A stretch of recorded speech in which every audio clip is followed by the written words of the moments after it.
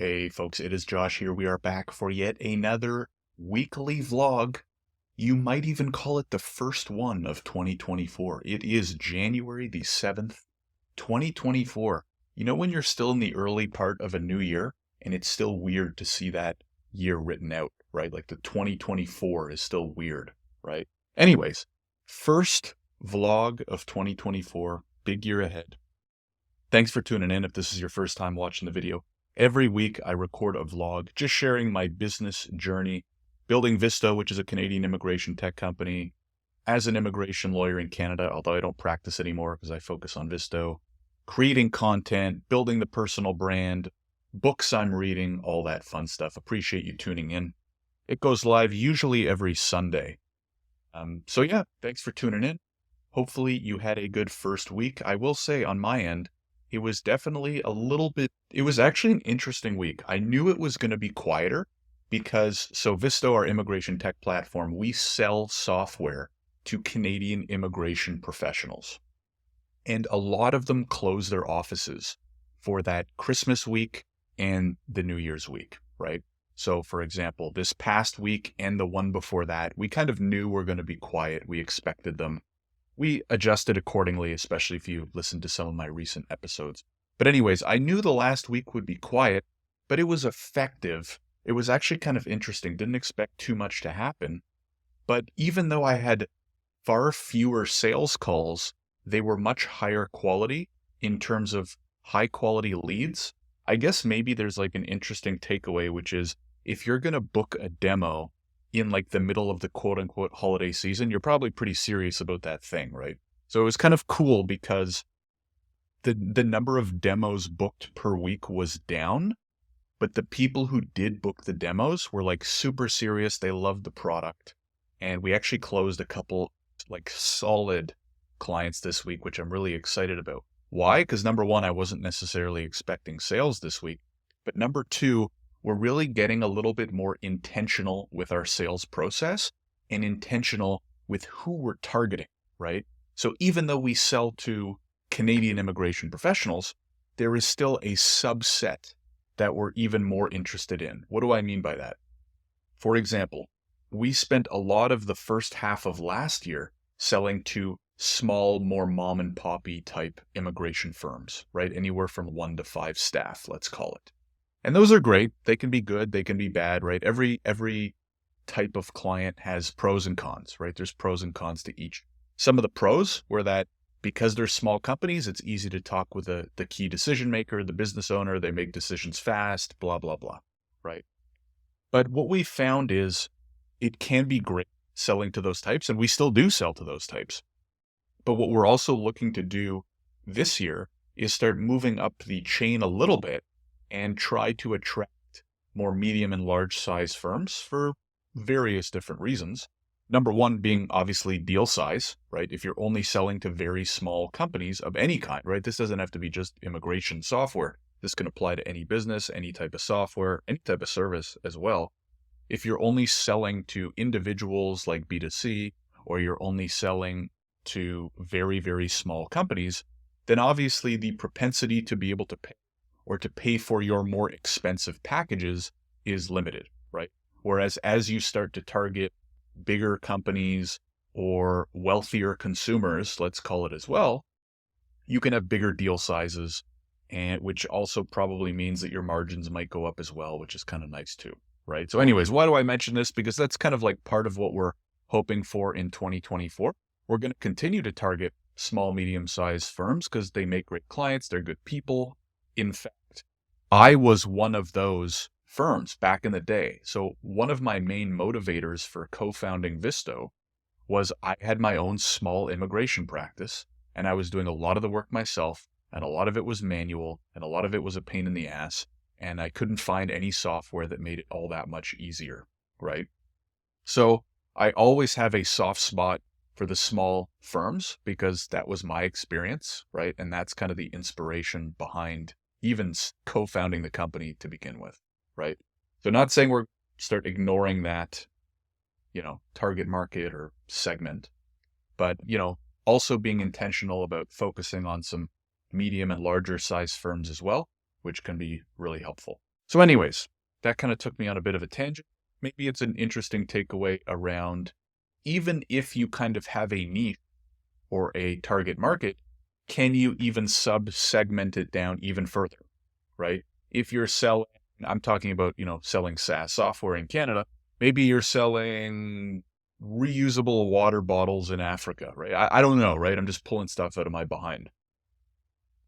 Once you spend a few months selling that thing to that target market, you might also even realize that there is a even further sub-segment of those markets, right?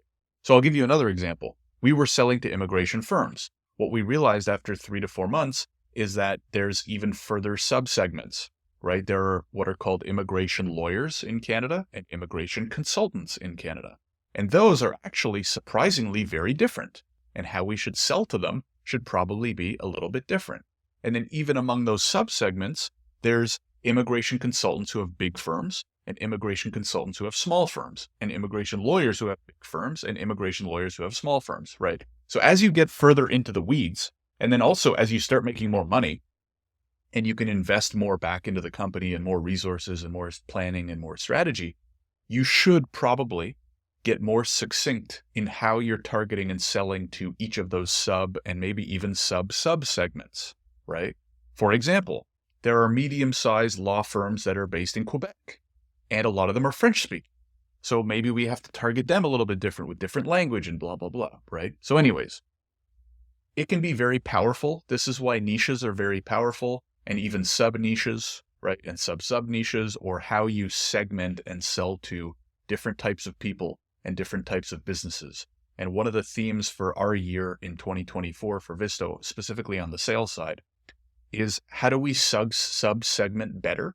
And how do we have more targeted and custom outreach to specific types of people, specific types of firms based on these sub segments and stuff like that. So anyways, maybe you can relate that a little bit to your business. Maybe you can't. You probably can if you have a business. If you're selling something, then again, the last takeaway, I'll stop beating this dead horse.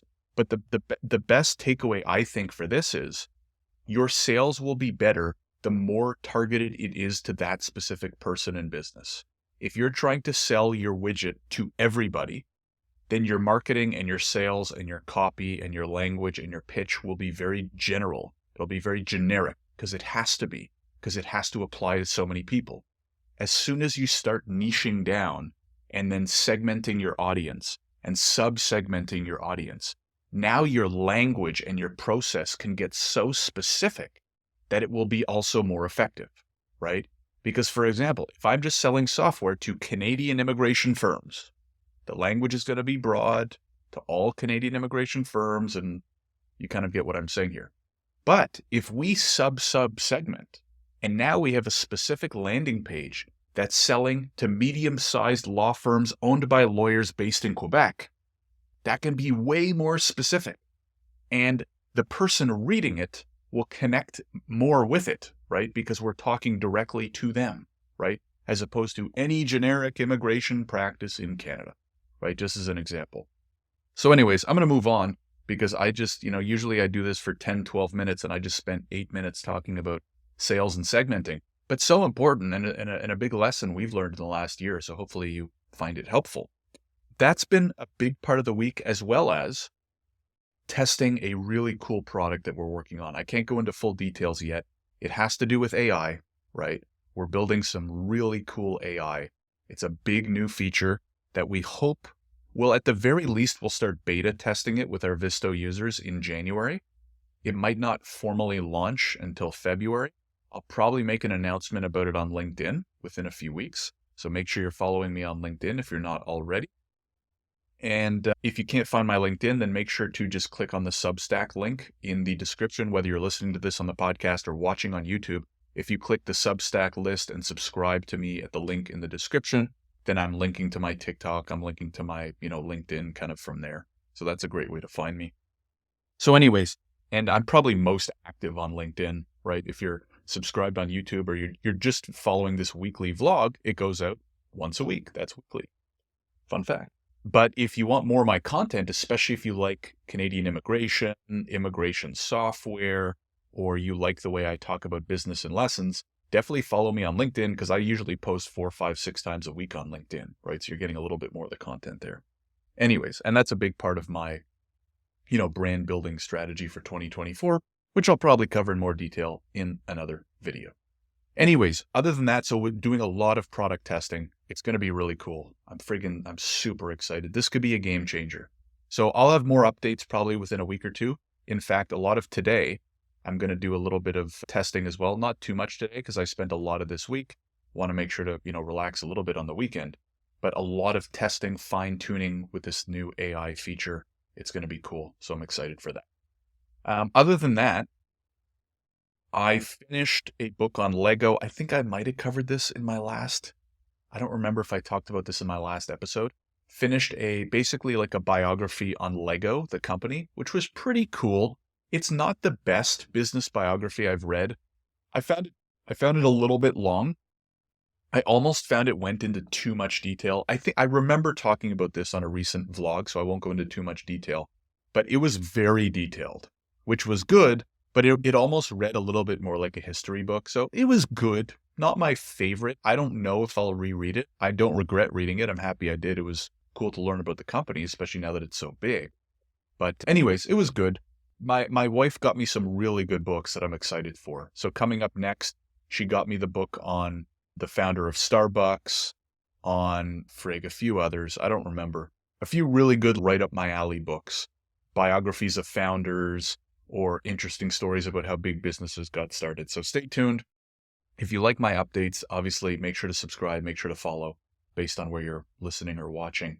But I'm going to be reading some good books over the next probably 2-3 months, as I usually do, and I'll be reporting on how those go as well. So anyways, that's it for me this week.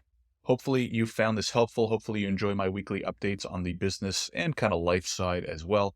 Make sure if you're watching on YouTube, if you can like the video, it really helps. If you can subscribe to the channel, it really helps. And then I also cut this up into snippets, so you'll see my YouTube shorts throughout the week as well. And if you're listening on the podcast, thank you as well. Make sure you're subscribed. If you could leave a review, that really helps as well. And other than that, I'll see you next week. If you have any feedback, do you like these? Do you, anything else you'd like me to go deeper on? Any segments that you think, would be more interesting? Then by all means, let me know. Feedback really helps. Other than that, hope you have a great rest of your weekend. Hope you have a good week ahead. And I will see you in the next one.